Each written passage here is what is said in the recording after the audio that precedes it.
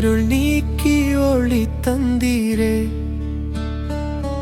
என் பாவம் நீங்க சுத்தம் செய்தீர் நீரே. என் வாழ்வின் வழி காட்டினீரே. நீரே என் உயிரேசுவே. தீனம் நான் பாடுவேன், தீனம் நான் புகழுவேன், தீனம் நான் மகிழ்வேன். என் துன்பம் மத்தியில் அமைதி தந்தீரே. என் கண்ணீரை முத்தமிட்டீரே. என் இதயம் புதிதாக செய்தீரே. நீரே என் உயிர் இயேசு.